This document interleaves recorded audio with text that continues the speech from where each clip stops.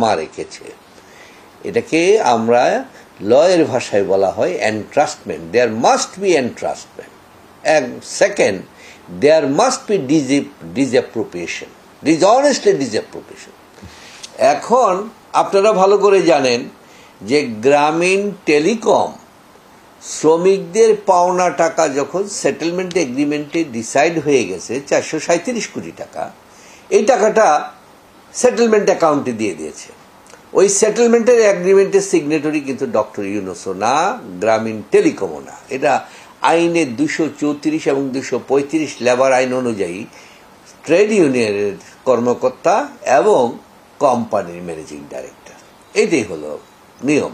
সেই নিয়ম অনুযায়ী তারা সিগনেটরি। এইখানে বোর্ডের যখন টাকাটা ট্রান্সফার হয়ে গেল, যে তাদের প্রাপ্য টাকা, যেহেতু তাদের নিজেদের অর্জিত টাকা, ওই টাকাটা সেখানে চলে গেল, তো সেই টাকাটা গ্রামীণ টেলিকম থেকে চলে গেল। আইন অনুযায়ী আইনে দিতে সে বাধ্য, যেহেতু শ্রমিকের এটা অর্জিত আয়, অর্জিত নেট প্রফিটের 5% তাদের ইনকাম, তাদের দান খয়রাত না। তো সেটা যখন চলে গেল, তাহলে কি দেখা গেল? ডক্টর ইউনূস সাহেবের কাছে বা গ্রামীণ টেলিকমের কাছে তো গচ্ছিত করা হয় নাই, বরং সেখান থেকে তাদের টাকা চলে গেল সেখানে। তাহলে আত্মসাতের মামলা করতে হলে আপনাকে আমার কাছে আগে গচ্ছিত রাখতে হবে। এই গচ্ছিত যদি আমি খেয়ানত করি, তাহলে না আমার আত্মসাৎ হবে।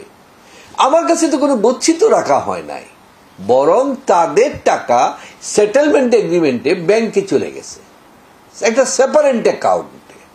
এইটা সিগনেটরি ডক্টর ইউনূস না, গ্রামীণ টেলিকমের না। এটা হচ্ছে ট্রেড ইউনিয়ন এবং আইন অনুযায়ী তারা কোম্পানির 2 জন, আর সেখান থেকে কোম্পানির 1 জন, আর ওইখান থেকে 2 জন সিগনেটরি হয়ে গেছে, জয়েন্ট সিগনেটরি।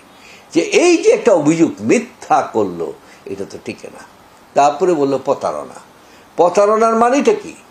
420-এর মানে হচ্ছে প্রতারণা। প্রতারণা মানে কি? আপনাকে আমি প্রলুব্ধ করব, আমাকে কিছু দেন। কিন্তু এইখানে তো ডক্টর ইউনূস বা গ্রামীণ কল্যাণের কাউকে তো সেখানে কোনো কিছু দেওয়া হয় নাই। কিছু দিলে না প্রতারণা হবে, আপনাকে যদি প্রলুব্ধ করে নেই প্রতারণা, তাহলে এখানে প্রতারণার অভিযোগও নাই। দেখেন, তারপরে বলা হচ্ছে যেই সেটেলমেন্ট এগ্রিমেন্টটা হয়েছে, বলছে এটা ভুয়া। কেন ভুয়া? যে ভুয়াটা হচ্ছে যে এটা ভুয়া, নিজেরা ভুয়া। তো ভুয়া হয় কখন? একটা ডকুমেন্ট ভুয়া হয় যদি অপর পক্ষ স্বাক্ষর না করে, গোপনে তার স্বাক্ষর আমরাই করে ফেলি। এইখানে 2 পক্ষ ওপেনলি স্বাক্ষর করেছে, এবং 2 পক্ষ ওপেনলি স্বাক্ষর করে সেটা হাইকোর্টে জমা দিয়েছে। হাইকোর্ট সেটাকে অ্যাপ্রুভ করে মামলা ডিসমিস করে দিয়েছে। তাহলে এটাকে কি ভুয়া বলা যায়? তাহলে এখানে কি 446, 476, 478 এবং এটাকে ভুয়া হিসাবে গ্রহণ করা, সেটা আবার দেখেন আশ্চর্যজনক ব্যাপার। এইখানে 25 কোটি টাকা এবং 26 কোটি টাকাকে করা হলো, বিতর্কিত করা হলো। কিন্তু এইটার থেকে 156 কোটি টাকা 156 জনের কাছে গেল, ওই টাকাটাকে কি বিতর্কিত করলো না? তাহলে এই এগ্রিমেন্টের বড় অংশটা সবাই শ্রমিকদের নামে চেকের মাধ্যমে, ব্যক্তিগত চেকের মাধ্যমে গেল, এটাকে সঠিক বললো। তো একটা ভুয়া এগ্রিমেন্টের কিছু অংশ সঠিক, কিছু অংশ হয়, এটা তো হতে পারে না। তাহলে এটা গেল একটা জিনিস। তারপরে আনলো মানি লন্ডারিং। মানি লন্ডারিং কি? যে শ্রমিকদের অ্যাকাউন্টে টাকাটা গেল, ট্রেড ইউনিয়নের অ্যাকাউন্টে। শ্রমিকের এই 437 কোটি টাকা শ্রমিকের প্রাপ্য। যখন এটা শ্রমিকের প্রাপ্য হয়ে সেটেলমেন্ট অ্যাকাউন্টে চলে গেছে আইন মোতাবেক, সেটাতে তো আর ডক্টর ইউনূস বা গ্রামীণ টেলিকমের কারোর কোনো ক্ষমতা নাই। তবে তাদেরকে অবহিত করতে হয় বোর্ডকে। বোর্ড অবহিত হয়ে সিদ্ধান্ত নেয়। বোর্ড অবহিত হয়ে প্রথমে বলেছে ঠিক আছে, 2 পক্ষ যেহেতু কোর্টের মামলার কারণে একটা সমঝোতা করছে, ঠিক আছে তাদের অ্যাকাউন্টে টাকা দিয়ে দাও, অ্যাকাউন্ট করো। আর 109(8) ধারায় 8 মিটিংয়ে, আর 109 মিটিংয়ে অবহিত করছে যে ওখানে। সেখানে আরেকটি ঘটনা ঘটেছে, যে পরবর্তী হিসাবে দেখা গেল টাকাটা তাদের অ্যাকাউন্টে যাওয়ার পর দেখা গেল আসলে এটা 437 হবে না, এটা হবে 409। কেন? আইনে আছে 9 মাস পূর্ণ হলে তাহলে সে হিজ। তো সেটেলমেন্ট এগ্রিমেন্ট হচ্ছে আপনার 27/4/2022, তাহলে তো এপ্রিল মাস 9 মাস পূর্ণ হয় নাই, তাহলে হিসাবটা হচ্ছে 409। তো সুতরাং তাদেরকে তখন শ্রমিকরা বলল যে মেনে নিল। মেনে নেওয়ার পর শ্রমিকরা একটা পিটিশন দিয়ে দেখালো যে এই যে দেখেন 2007 সালেই সমস্ত শ্রমিকরা মামলা করার আগেই আমরা আন্ডারটেকিং দিছি যে লয়ার যদি মামলায় জিতে তাহলে তাকে 6% দিব, আর যদি হারে তাহলে সে কিছুই পাবে না। 110টা মামলা 6% দিব। এবং তখন আমরা বললাম ওকে, আমাদের লয়ারকে আগে পয়সা না দিলে সে তো এখন যেহেতু মামলায় জিতে গেছেন, মামলা তো এখন সই করবে না, উইথড্র করবে না। তখন আমরা বললাম ঠিক আছে, তাহলে তোমাদেরকে আবার সবাইকে আন্ডারটেকিং দিতে হবে। সবাই আন্ডারটেকিং দিয়েছে, কিন্তু ডিসবার্সমেন্টটা আমরা করতেছি না, কারণ সিগনেটারি হচ্ছে শ্রমিক ট্রেড ইউনিয়ন এবং হচ্ছে ব্যবস্থাপনা পক্ষের থেকে যারা আছে তারা, মানে এটা ট্রাস্টির যে আন্ডারে চলে গেছে সেটেলমেন্ট এগ্রিমেন্ট, তারা সিগনেচার করছে। এখানে ডক্টর ইউনূসের তো কোনো বিষয় নাই, সেখানে তারা 26 কোটি টাকা তাদের এখানে তারা চলে গেছে, গিয়ে তাদের মধ্যে ট্রেড ইউনিয়নের অ্যাকাউন্টে গেছে লয়ারে দেওয়ার জন্য, সমস্ত কিছু দেওয়ার। এবং আপনি সবচেয়ে আশ্চর্য হবেন কি জানেন, কত বোকা, ভুল করতে গেলে যে মানুষ কত ভুল করে। এই চার্জশিটের ভিতরে সে উল্লেখ করেছে কতটা চেকে 9 কোটি টাকা গিয়েছে অ্যাডভোকেট ইউসুফ আলীর কাছে, আর 6 কোটি টাকা গিয়েছে অ্যাডভোকেট শরীফের কাছে, উল্লেখ করেছে। আবার চার্জশিটে বলতেছে লয়ার পেয়েছে 1 কোটি টাকা, তাহলে 15 কোটি টাকার মধ্যে বলতেছে 1 কোটি টাকা, সেইটাকে আবার 26 কোটি টাকা থেকে বিয়োগ দিয়ে বলছে 25 কোটি টাকা। তো এই যোগ বিয়োগ করার ক্ষমতা তো তার নাই, সে তো একজাক্ট যেটা আছে অপরাধ হয়েছে সেটা না সে প্রকাশ করবে, তাহলে হিসাবেরও গরমিল রয়ে গেছে, সম্পূর্ণভাবে হিসাবের গরমিল রয়ে গেছে। এখন আবার প্রশ্ন তুলল যে লয়ার কিভাবে এত ফি পায়। এই প্রশ্ন তো আমাদেরও, লয়ার তো এত ফি পেতে পারে না, কারণ এই যে গ্রামীণ টেলিকমের যে নিয়ম হচ্ছে যে প্রতিষ্ঠানের নেট ইনকাম থেকে 6% পাবে। তো এই 6% যদি হতো তাহলে এটা বড় জোর 50 লাখ টাকা হতো, কিন্তু এটা 437 কোটি টাকা কেন হলো? যেহেতু অ্যাটর্নি জেনারেল এটা মুভ করে, শ্রমিকদের পক্ষে মুভ করে, যেখানে সরকারি প্রতিষ্ঠান কলকারখানা আপনার শ্রম অধিদপ্তর সেখানে বিবাদী, অ্যাটর্নি জেনারেল মুভ করতে পারে না। অ্যাটর্নি জেনারেল মুভ করে এই কথা, এইটা হাইকোর্টে বহন করেছে। এখন এইখানে করার পরে সরকারের পক্ষ থেকে তাদেরকে দিয়ে চাপ দেওয়া হলো। গ্রামীণ টেলিকমের নিজস্ব একটা আয় আছে, এটা আপনারা জানেন। গ্রামীণ টেলিকমের গ্রামীণ ফোনের ভিতরে তার একটা ইকুইটি শেয়ার আছে, সেখানে তার জমাকৃত টাকা আছে 34.2%। এইটার ইনকাম হচ্ছে তার যথেষ্ট, প্রায় 1000 থেকে 1200 কোটি টাকার মতো আসে।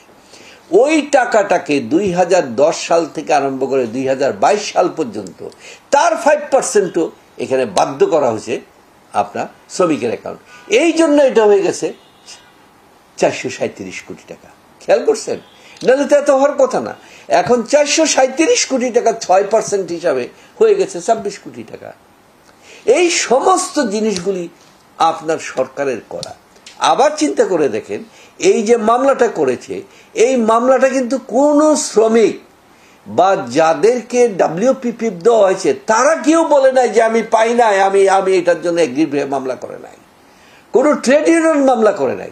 মামলা করেছে কে জানেন? যে লেবার কোর্টে মামলা করা হয়েছে, তুমি কেন দেও নাই, 6 মাসের শাস্তি দেওয়া হলো সিভিল অপরাধগুলির মধ্যে, ক্রিমিনাল অপরাধ করে, যেটাকে জাতিসংঘ বলছে আর ন্যায় বিচারের সাথে প্রতারণা। জাতিসংঘের মানবাধিকার কমিশন তথ্য সমস্ত পর্যবেক্ষণ করে বলেছে। ঠিক তদ্রুপ এই কলকারখানা প্রতিষ্ঠানেই অ্যান্টি কারাপশনের কাছে অভিযোগকারী। তার তো এখানে কোনো সরকারের প্রতিষ্ঠান, তার তো কোনো এখানে রাইট নাই। তাহলে দেখা যাচ্ছে সমস্ত খেলাগুলি হচ্ছে এক জায়গা থেকে। গৃহস্থ চোরকে বলে চুরি কর, গৃহস্থকে বলে সজাগ থাক। অর্থাৎ টোটাল পরিকল্পনাটা হচ্ছে ডক্টর ইউনূসকে এই দেশের জনগণের কাছে এবং বিশ্ববাসীর কাছে কিভাবে হেয় প্রতিপন্ন করা যায় তাকে। আমরা আপিলের এই, যেহেতু আমরা এটা প্রত্যাহারের দরখাস্ত দিয়েছি, গতকালকে তিনি বিচারক চার্জ ফ্রেম করেছেন এবং আমাদের দরখাস্ত বাতিল করেছেন। কিন্তু আমাদের দরখাস্ত কি কারণে বাতিল হয়েছে এই সম্পর্কে বিন্দু মাত্র কথা বলে নাই, উল্লেখ করে নাই আইনের কোনো। কারণ আমরা আইনের প্রশ্নেই কিন্তু আমরা করেছি, আমরা কিন্তু ফ্যাক্সে যাই নাই। উনি ফ্যাক্সের কতগুলি বিষয় বলে আমরা ফ্যাক্সে বলি না, আমরা বলছি যদি এটা ধরেও নেন এই আইন অনুযায়ী আমি যে ব্যাখ্যা করলাম এখানে তো অপরাধ হয় না, কারণ কোনো কিছুতে নাই।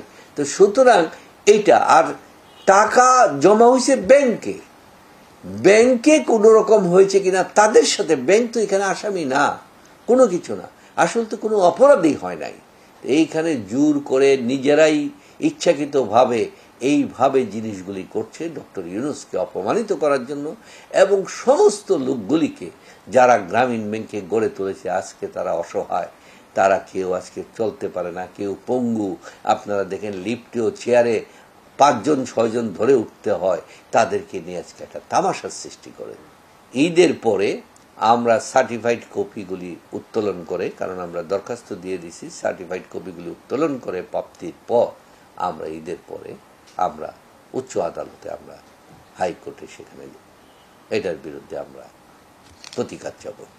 অ্যান্টি কারাপশন কমিশন আইনে কোথাও বলা নাই এটা কতদিনের ভিতরে করতে হবে, এটা সাধারণ নিয়মে চলবে। শুধুমাত্র ইয়েতে আপনার যে মানি লন্ডারিং এর আইনে সেখানেও কিন্তু কোনো কথা বলা হয় নাই। এই আইন সম্পর্কে বলা হচ্ছে একটা আইন আপনারা জানেন যে হত্যা, ধর্ষণ, আর তারপরে হচ্ছে আপনার মাদক, এই সংক্রান্ত বিষয় যদি জনস্বার্থে সরকার মনে করে কোনো মামলাকে দ্রুত মামলা করতে হবে, তাহলে তাকে এটা দ্রুত বিচার আইন সৃষ্টি করা হয়েছে এবং দ্রুত বিচার ট্রাইব্যুনাল সৃষ্টি করা হয়েছে। তখন সেশন জাজ করতে, এবং এই যে আমাদের যে কোর্টে আছে সেই কোর্ট থেকে মামলা উইথড্র করে নিয়ে ম্যাজিস্ট্রেট কোর্টে উইথড্র করে নিয়ে দ্রুত বিচার আইনে, তাহলে এটাকে প্রজ্ঞাপন জারি করতে হবে। এই মামলা তো দ্রুত বিচার আইনের মামলা না, এটা স্বাভাবিক নিয়মের মামলা।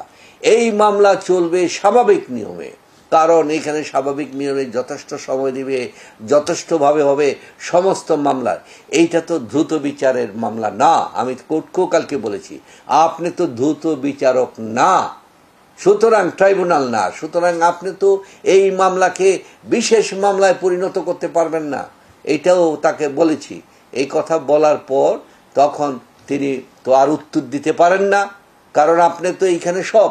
আর আমিও অ্যান্টি কারাপশনের এই পর্যন্ত বর্তমানে আমার 5টি মামলা অ্যান্টি কারাপশনে 2017 সালে হয়েছে, এখনো সাক্ষীর পর্যায়ে রয়েছে। তাহলে ডক্টর ইউনূসের মামলাকে কেন তাড়াহুড়া করা হচ্ছে? তাতে উদ্দেশ্য অত্যন্ত খারাপ। উদ্দেশ্য খারাপ হচ্ছে একটা গুজামিল দিয়ে কোনোভাবে তাকে অপমানিত করা, ক্ষমতার অপব্যবহার করা, আইনকে প্রভাবিত করা। এই যে প্রভাবিত করা, এটা তো দেশ এবং সারা বিশ্ব দেখতেছে। অপরাধ করলে তার শাস্তি অপরাধকে পেতেই হয়, কোনো দিন তাকে করা হয় না। একটা মানুষকে, নিরপরাধ মানুষ যে দেশের সম্মান করেছে, এই দেশকে সারা বিশ্ববাসী চিনে ডক্টর ইউনূসের কারণে।